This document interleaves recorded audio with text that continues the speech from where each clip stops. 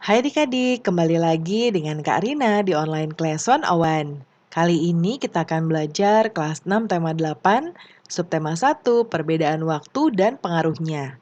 Di pembelajaran 6, kita akan belajar Bahasa Indonesia, PPKN, dan SBDP di halaman 49 sampai dengan 54.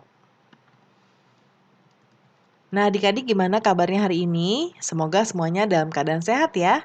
Kita langsung ditemukan dengan teks bacaan judulnya Keadaan Alam Indonesia. Jadi adik-adik boleh baca langsung saja ya. Yang berikutnya ada karangan non-fiksi ya adik-adik ya. Nah, karangan non-fiksi berusaha mencapai taraf objektivitas yang tinggi, berusaha menarik dan mengunggah nalar pikiran pembaca. Bahasa karangan non-fiksi bersifat denotatif dan menunjukkan pada pengertian yang sudah terbatas sehingga tidak bermakna ganda. Nah, sekarang adik-adik non-fiksi dibagi menjadi dua, yaitu non-fiksi murni yang isinya pengembangan berdasarkan data-data yang otentik. Lalu non-fiksi kreatif berawal dari data otentik kemudian dikembangkan sesuai imajinasi. Contohnya novel, puisi, atau prosa. Lalu dari teks notifikasi tadi, teks non-fiksi tadi, kita sajikan informasi penting ya dengan tabel berikut. Nah, karena sudah buatkan. Nah, di sini ya, yang pertama di bagian kondisi umum Indonesia. Namanya nanti dituliskan nama adik-adik ya. Indonesia memiliki ribuan pulau. Indonesia memiliki iklim tropik basah. Suhu udara di dataran rendah Indonesia, ya. Kemudian ciri-ciri khusus yang pertama, Indonesia memiliki 5 pulau besar. Indonesia memiliki lebih dari 400 gunung berapi. Lalu Indonesia merupakan tempat pertemuan dua rangkaian gunung api yang aktif. Yang kedua, dari bulan November hingga Mei, Indonesia mengalami musim hujan. Bulan Juni hingga Oktober, Indonesia mengalami musim kemarau. Ciri-ciri ketiga, rata-rata mendekati 40% derajat Celcius, 40 derajat ya, kok Karina bilangnya persen. Pada musim kemarau, terdapat salju abadi di puncak-puncak pegunungan di Papua, lalu curah hujan di Indonesia rata-rata 1.600 mm setahun.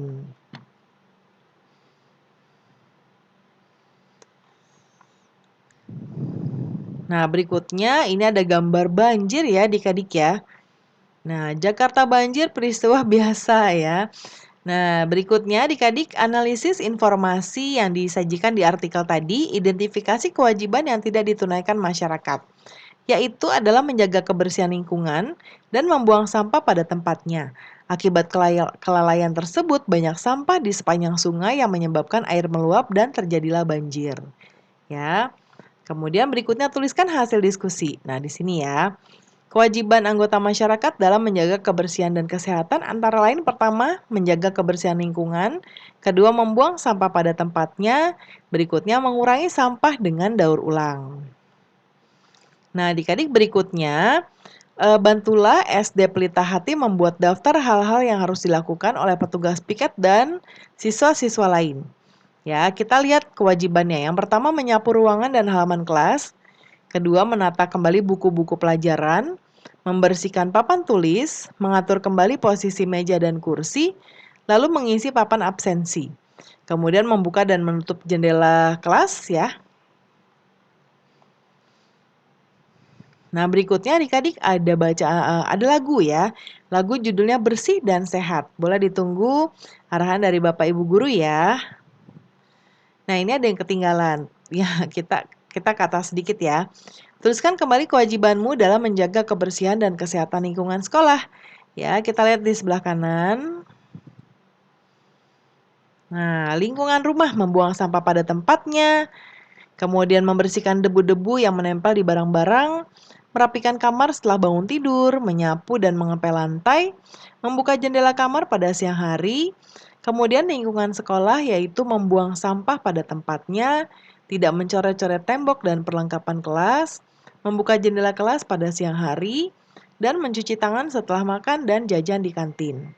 Di lingkungan masyarakat, membuang sampah pada tempatnya, menjaga kebersihan lingkungan rumah, kemudian menutup tempat air yang terbuka, melakukan daur ulang sampah, dan ikut gotong royong membersihkan lingkungan sekitar.